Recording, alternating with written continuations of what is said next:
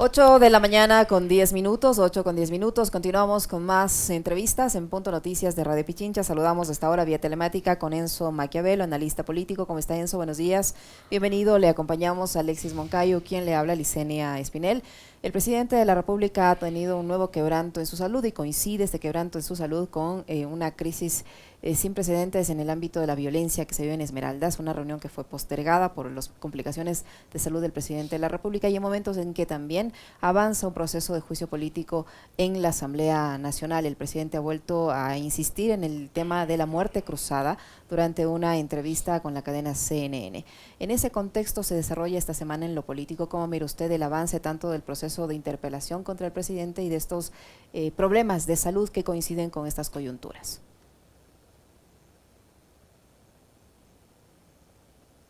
Encienda su micrófono, por favor. Ay, sí, disculpa, ¿aló? Ahí le escuchamos. Ok, bueno, nuevamente, como decía, ¿no? De antemano, mi solidaridad absoluta con el país por toda la crisis social que está viviendo.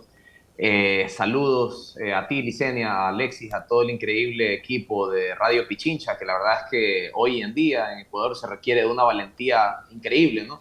Para hacer lo que ustedes hacen. Bueno, saludos a mis hermanos y a mis hermanas de La Colmena, allá en Ecuador.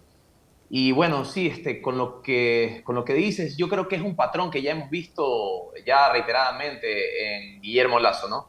Que siempre pone excusas o como los mismos, como la misma prensa que lo protege, que ya saben que el sol no se puede tapar con un dedo y que ya han hecho publicaciones, ¿no? Sobre que hay una coincidencia de que cada vez que está atravesando por una crisis, ¿no? Siempre tiene algún problema, alguna complicación, algún cuadro complejo médico o algo, ¿no?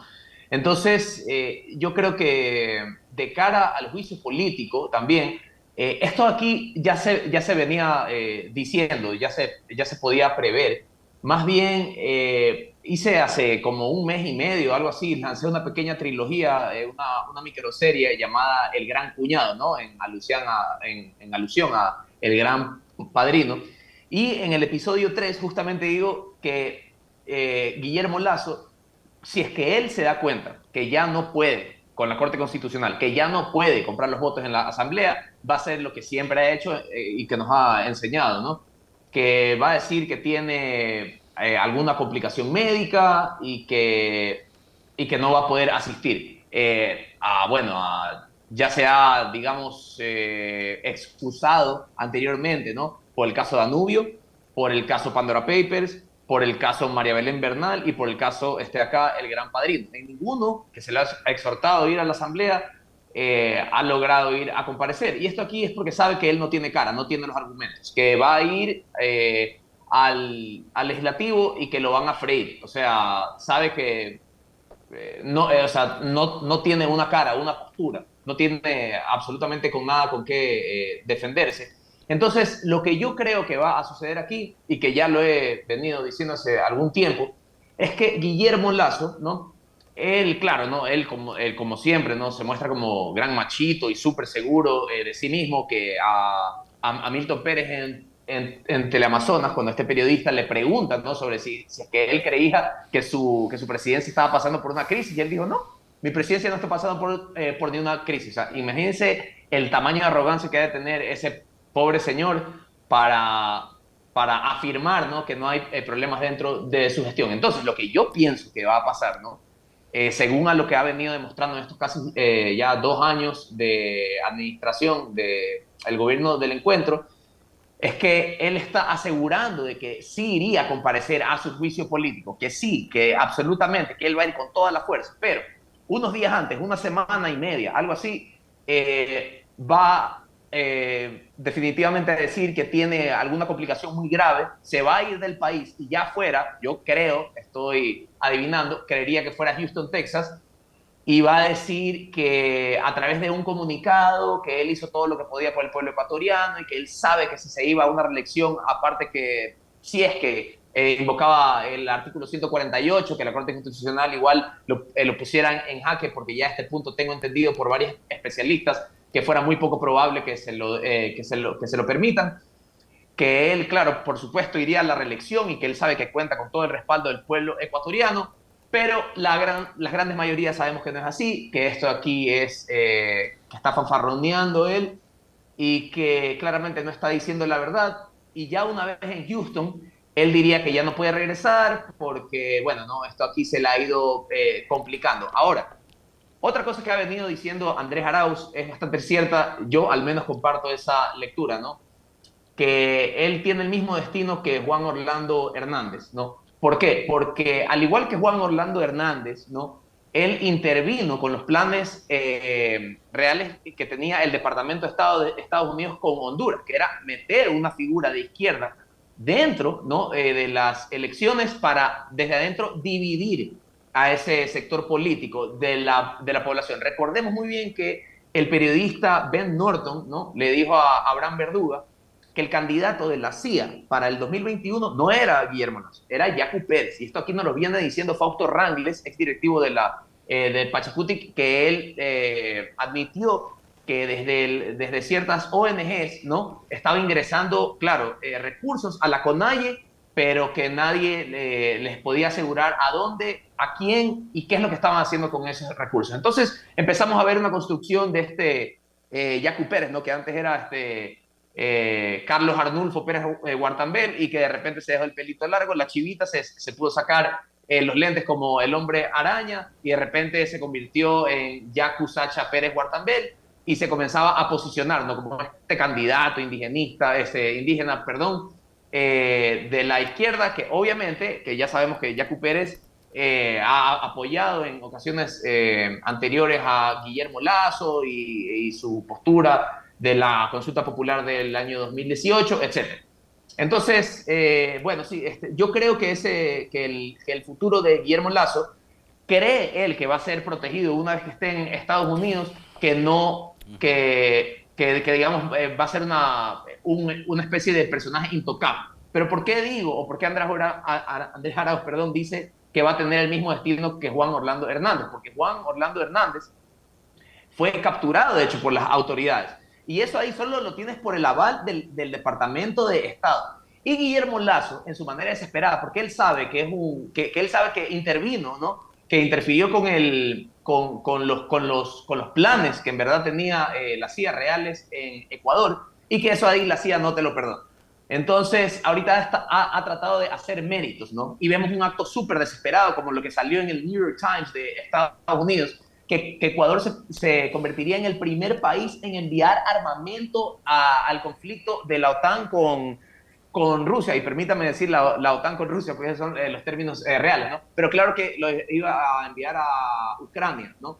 Entonces, ese nivel de sometimiento que estaba mostrando Guillermo Lasso era obviamente para mostrarse totalmente en la apertura de que él haría cualquier cosa por mantener su postura en Carondelet y claro, no aferrarse al poder con dientes y uñas. Entonces, claro, si es que me preguntan, yo creo que el destino de Guillermo Lasso es que una vez que él esté en Estados Unidos, donde supuestamente se va a estar intervenido por problemas de salud, yo creo que una vez que pase eso, sí, que las autoridades ecuatorianas luego piden la extradición de él, ¿no?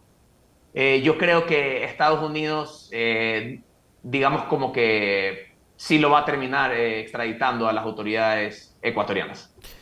Hola Enzo, estas revelaciones que se han hecho últimamente, digamos, sorprenden porque vienen justamente desde el norte, ¿no? O sea, aquella intención, por ejemplo, del gobierno de Ecuador de enviar armamento, helicópteros a Ucrania para apoyar la carrera armamentística de la OTAN y de Zelensky en contra de Rusia, así lo revelan. ¿Por qué? Porque lo publica el New York Times, ¿no?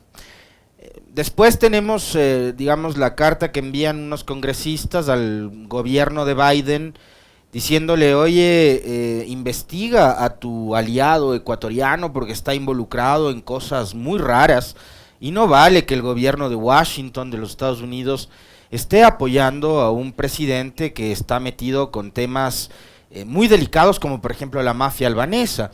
Y digamos, nos vamos más atrás, ahora que ha quedado enterrada la cortina de humo del libre porte de armas, porque los propios militares le han dicho que no al presidente.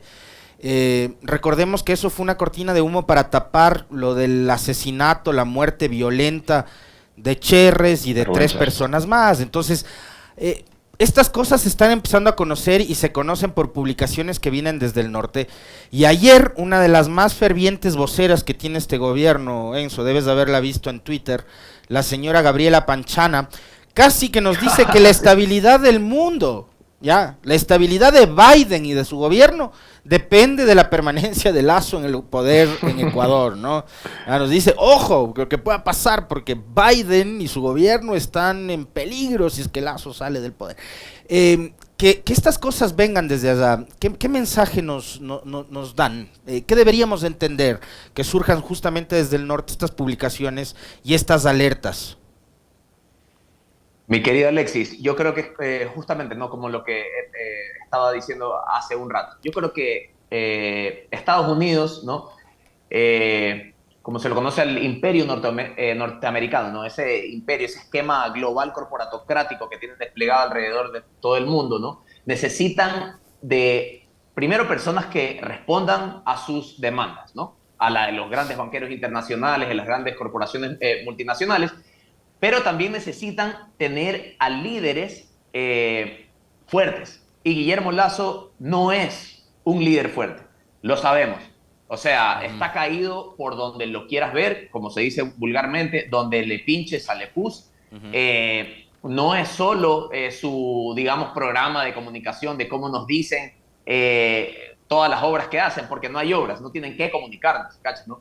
Es algo que siempre digo, ¿no? De lo que una vez dijo David Villamar, dijo que, bueno, imagínense que en el gobierno de Rafael Correa, imagínense, igual que no lo han podido comprobar, que efectivamente hubieron sobreprecios, pero al menos veíamos que obviamente teníamos obras hasta que un periodo que se inauguraba una por día, pero en el gobierno de Lazo no se ven obras, entonces no es que es falta de comunicación, es falta de voluntad, simplemente es una indiferencia gubernamental increíble como jamás se ha visto en la historia republicana del país, y por eso que estamos sumidos en la crisis que estamos. Y volviendo al tema más objetivamente, Alexis, yo creería que es por eso, ¿no? Justamente lo que dices, que ya un grupo de congresistas se ha pronunciado, ¿no? Acerca de la evidente corrupción que rodea, ¿no? En la que está embarrada Guillermo Lazo, ¿no?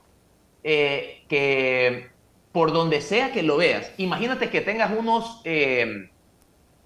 congresistas, senadores que son, bueno, término en Estados Unidos que se utiliza como warhawks, ¿no? O rhinos, ¿no? Que son esos que son pro establecimiento, ¿no? Imagínate que por donde quieras que lo veas, así tengas a ese tipo de congresistas o senadores, o tengas a unos o unas senadoras o senadores que sean honestos y honestas, ¿no? Y que realmente estén velando, ¿no? Por el bien del pueblo ecuatoriano, que no le esté dirigiendo una persona envuelta en tantos casos de corrupción. Por donde sea que lo veas, Guillermo Lazo no es ni un líder fuerte, ¿no? Entonces, por eso los warhawks, los congresistas y senadores warhawks, no lo quisieran. Y por el otro lado, si tienes congresistas y senadores que son honestos, tampoco lo quisieran. O sea, si vienen estas publicaciones, estas demandas, ¿no? Del Poder Legislativo de Estados Unidos, que le están diciendo a Joe Biden, ¿no? Que no es un santo para absolutamente nada, claro. O sea, yo creo que ya es demasiado evidente, Alexis, que Guillermo Lazo está absolutamente caído. No tiene por dónde agarrarse. Yo creo que esta desesperación, ¿no? Que él tiene, que justamente estas ínfulas de sumisión que él tiene, de cada vez ser un Estado más vasallo, de ser un personaje más sometido a las demandas de Estados Unidos, porque ya le tuvieron que haber dicho por ahí que Estados Unidos no lo va a apoyar o no lo apoyaría, digamos, en un caso de que justamente llevemos el juicio político hasta las últimas instancias, que claro, no, absolutamente él no, o sea, él antes de poner la cara ahí primero se mete una pepa de cianuro, ¿no?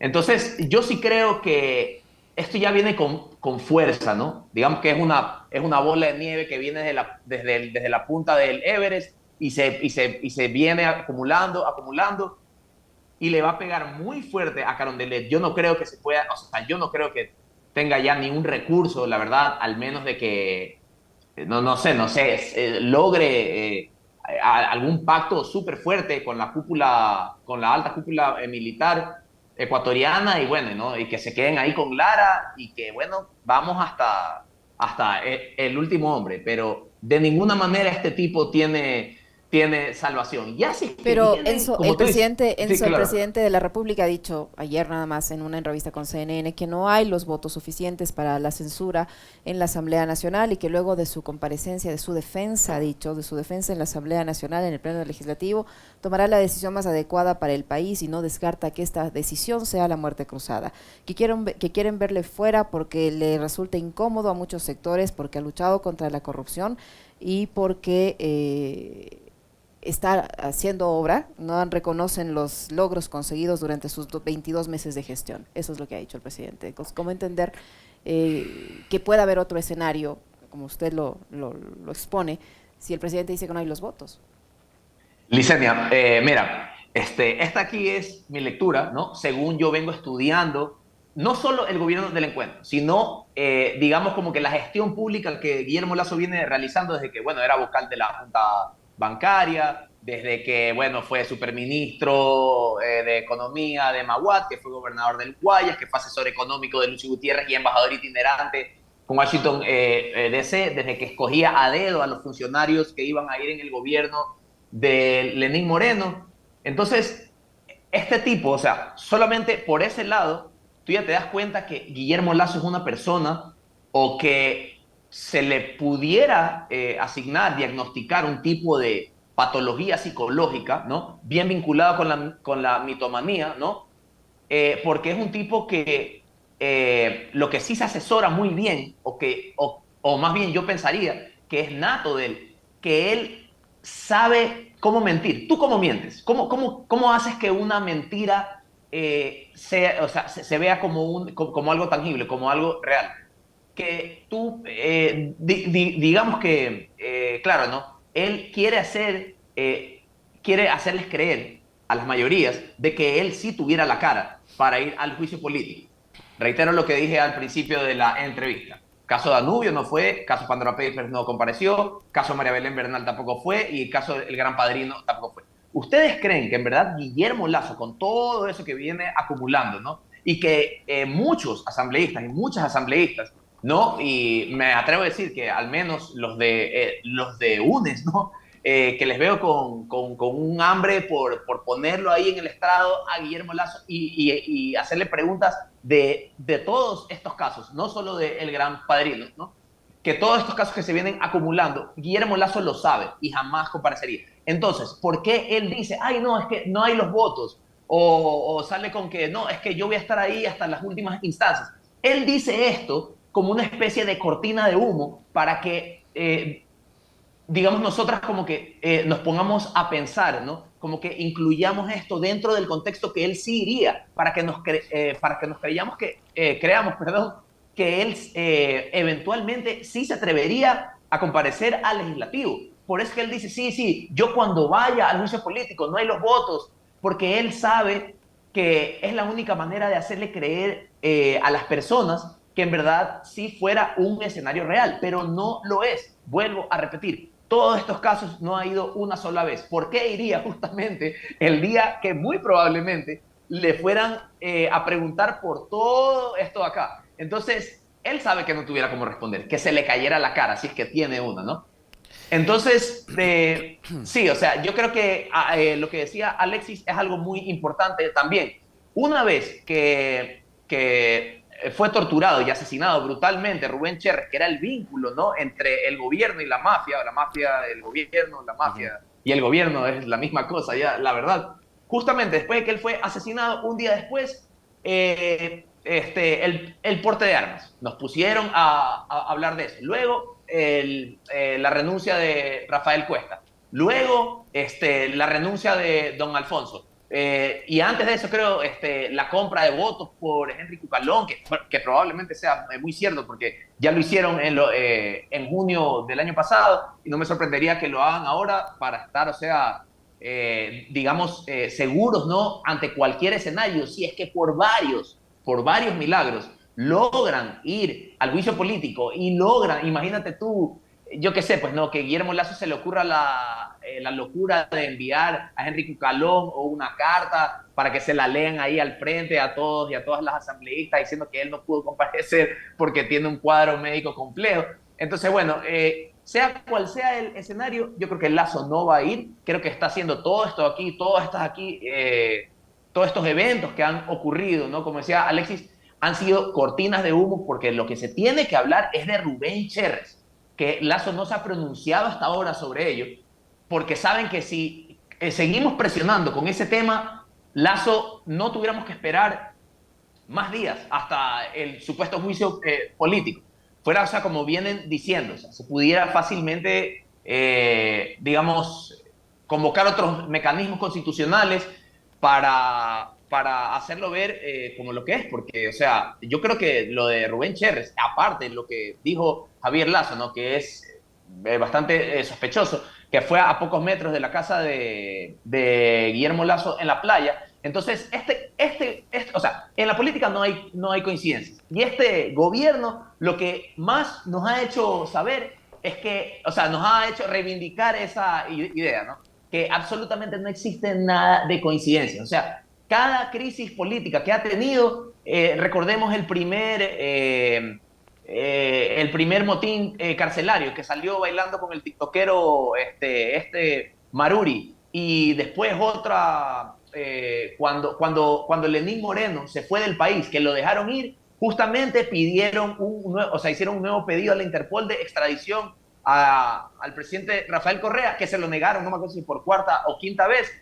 Y luego, en otro motín carcelario, Guillermo Lasso fue a un evento de los Marines de Estados Unidos. O sea, este tipo es el astro, que hay algo que sí se le puede dar, es el astro de las cortinas de humo. Entonces, yo creo, querida Licenia, que como que por ahí va la cosa, ¿no? Que él simplemente está como que alimentando, ¿no? El escenario de una mentira para que sea más creíble.